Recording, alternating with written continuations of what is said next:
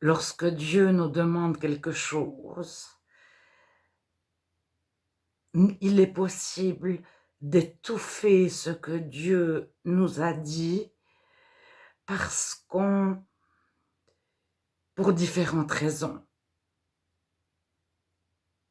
pour une infinité de raisons, pour une multitude de raisons.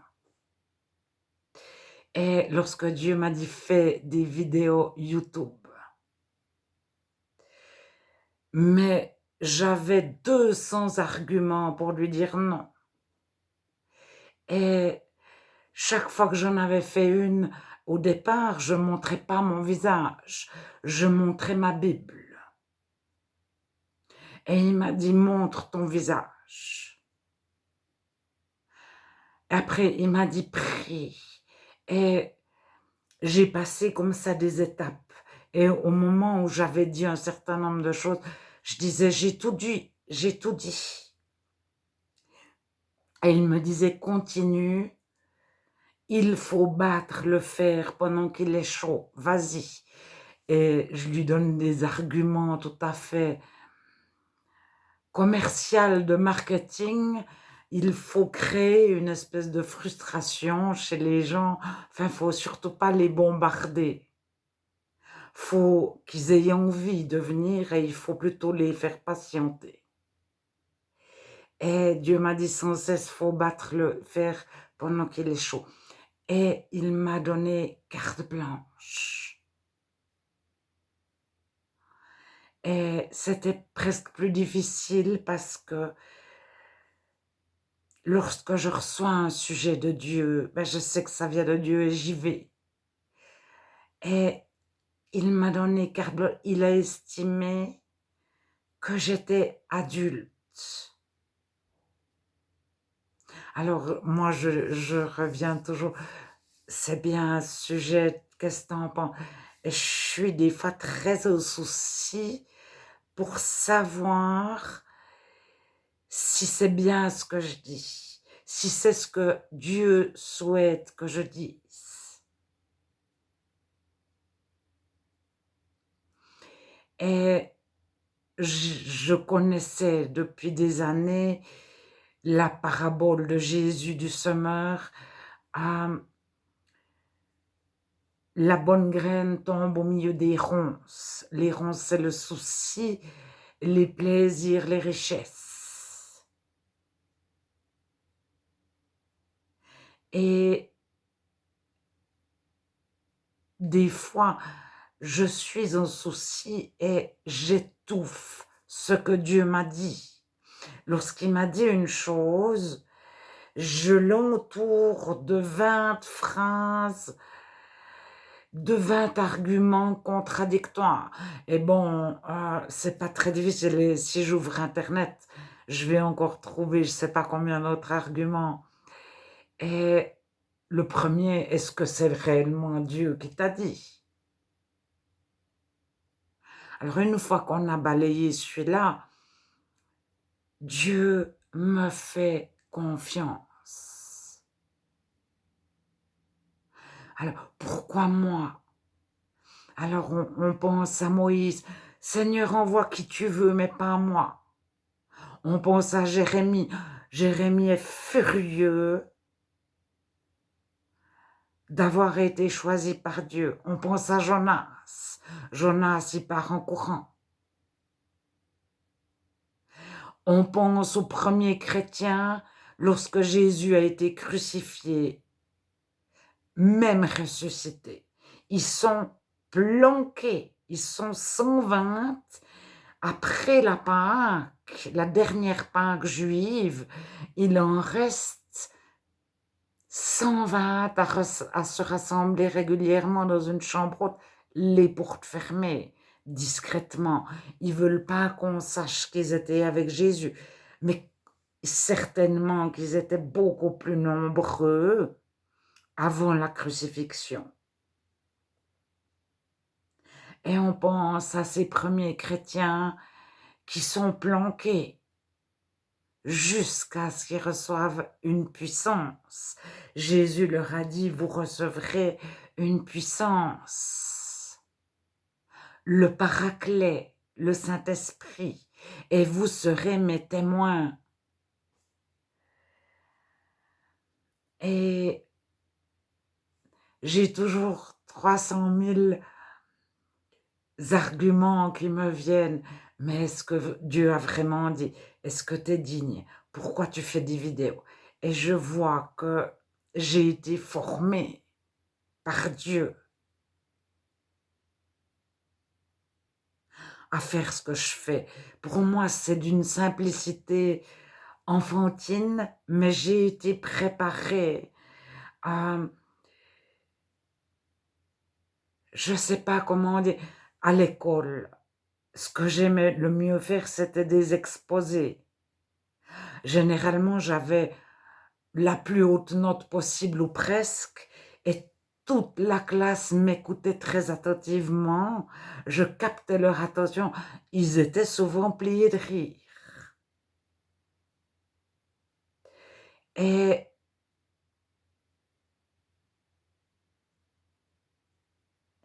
je peux pas exprimer, mais ils me transmettaient un amour, une confiance en moi, etc. Je ne sais pas, ça se faisait tout seul. Et avec des élèves dans différents collèges qui n'étaient pas du tout les mêmes d'une année sur l'autre, de des écoles totalement différentes, avec des professeurs totalement différents. Et la recherche d'informations sur Internet, c'est un truc que j'ai appris avant 1999, avant l'an 2000. Donc il y a 25 ans que je savais faire des recherches sur Internet, que mettre. Bon, maintenant, Google, c'est simplifié. Il est arrivé Google, donc je suis d'avant Google. Il y avait des portails qui ne s'appelaient pas du tout Google. Wikipédia n'existait pas, ou il en était à ses premiers balbutiements.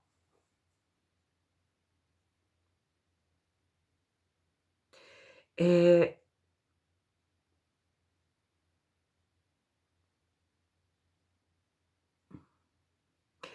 je voulais juste dire que Dieu nous parle et il nous donne une parole. Il faut battre le fer pendant qu'il est chaud. Dieu m'a donné cette parole. C'est pas écrit dans la Bible, mais je suis sûre que ça vient de Dieu. Et j'ai eu une opposition terrible où je voulais espacer mes vidéos, mais le plus possible. Et puis, j'expliquais à Dieu que fallait, c'était pas du tout comme ça qu'il fallait faire. Il fallait laisser le temps aux gens de surtout ne pas les bombarder de vidéos. Et puis, Seigneur, j'ai tout dit, puis je vais m'arrêter, etc. Et vas-y, vas-y, vas-y. Et puis alors, il m'a donné carte blanche. Alors, moi, c'était ce sujet, je ne vais jamais en parler. Je veux vous dire, par exemple, Israël, Jérusalem, la Palestine. Donc, il y a 3 ans, je ne voulais jamais en parler. Et il y a comme ça des sujets, j'ai dit ça je parle pas, ça je parle pas, ça je parle pas, ça je parle pas. Et Dieu m'a encouragée, m'a dit, prends la liberté de dire tout ce que tu sais. Bon, pas tout ce que je sais, mais j'entends d'aborder n'importe quel sujet. Ne te mets pas de censure. Ne te dis pas ça va déranger telle personne, telle personne, telle personne, ou tel groupe de personnes. Ne pense pas comment ça va être perçu, comment ça va être reçu, qui ça pourrait déranger.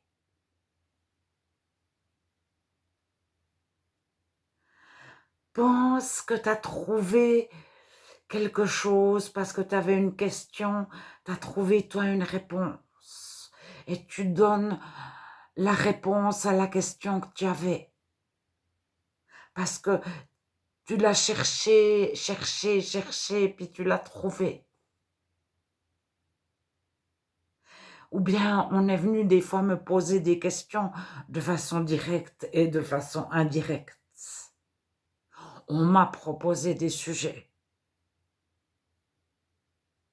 Et des fois, je choisis de ne pas répondre. Et des fois, je choisis de répondre. C'est un verset dans la Bible. Réponds avec douceur à toutes les questions qu'on pourrait te poser sur ta croyance. Alors, le avec douceur n'est pas dans toutes les traductions, de toutes les Bibles. Mais réponds, de toute façon, c'est réponds si on te pose une question sur ta croyance. Alors, ce que j'ai constaté, c'est que souvent, on m'a posé des questions, es-tu A ou B ou C? Et la personne me veut absolument me mettre A, B, C. Et si je n'arrive pas, j'ai énormément de difficultés à lui faire prendre conscience qu'il existe D, E, F, qu'elle n'a pas pensé, qu'elle n'a pas connaissance, qu'elle ne concevait pas que ça pouvait exister. Et moi, je ne pose ni A, ni B, ni C, mais je pose E.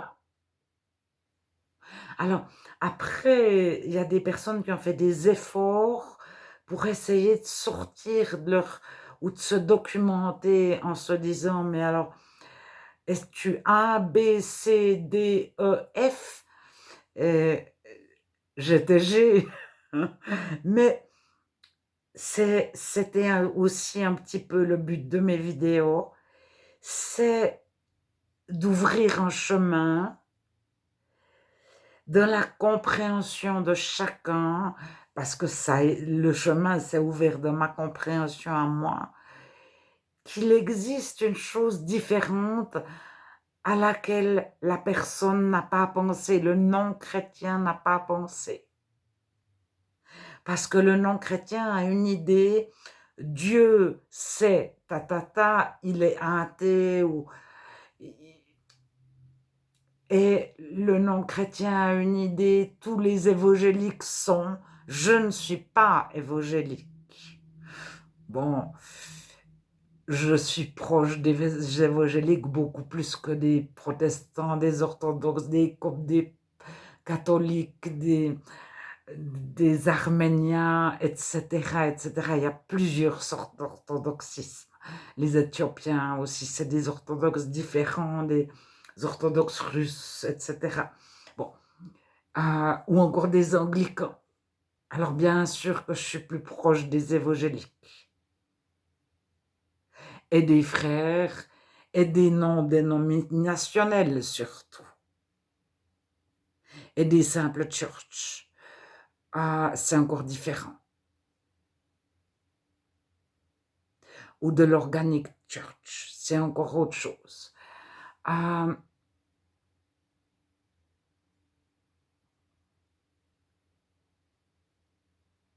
Donc, quand j'ai découvert quelque chose, puis Dieu m'a amené de A à B, c'est ce que j'essaye de faire des fois, c'est de vous entraîner à imaginer qu'il n'y a pas seulement A, B, C, D, mais qu'il peut y avoir E.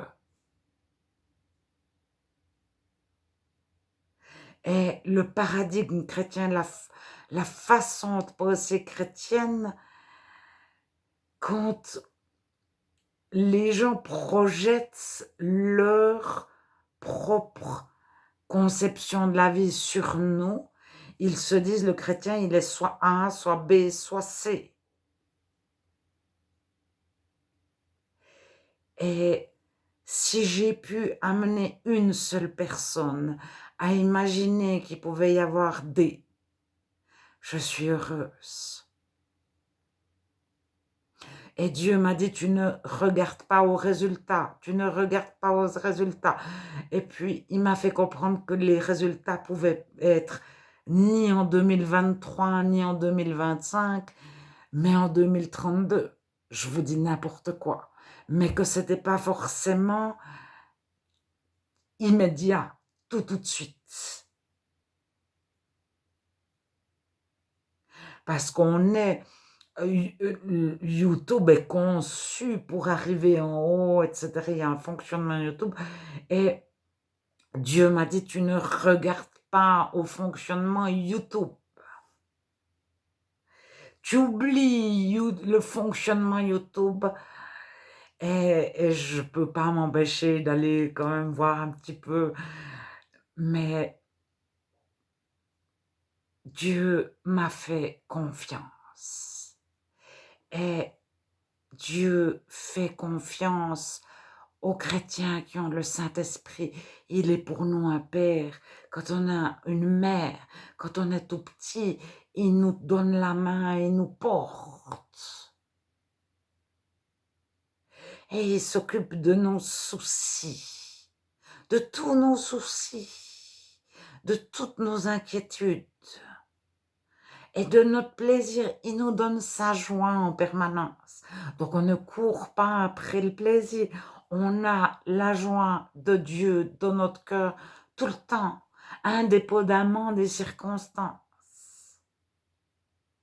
Donc on n'a pas besoin de créer une circonstance qui va nous rendre heureux.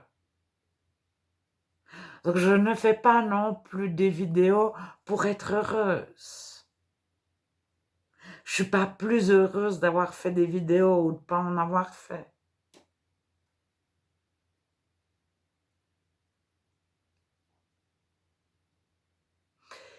Mais vraiment, le souci peut étouffer la parole que Dieu nous a donnée. Quand il m'a donné 2, 3 phrases, alors on les retrouve dans la Bible, celle-là, et il m'a dit, tu es ceci, tu es cela, tu es ceci. Mais j'ai eu une avalanche, mais vraiment, de non, non, non, non, non, c'est pas vrai, c'est pas possible, parce que point 1, point 2, puis t'as vu, puis il y a ça qui dit autre chose, et puis ça qui dit autre chose, et les faits disent autre chose. Et j'ai juste lu un titre, ou écouté la première phrase d'une vidéo sur YouTube, ne regarde pas aux symptômes. Et quand tout me dit le contraire de ce que Dieu m'a dit, avec preuve à l'appui, par A plus B, avec des symptômes par A plus B, eh ben, c'est une difficulté énorme de conserver la parole. Il faut arracher les ronces.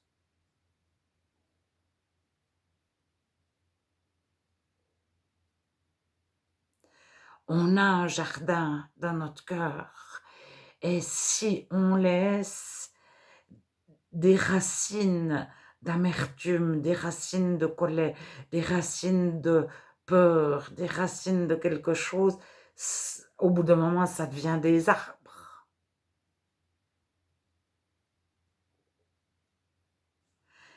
Et il faut que la phrase que Dieu nous a dit puisse prendre toute la place.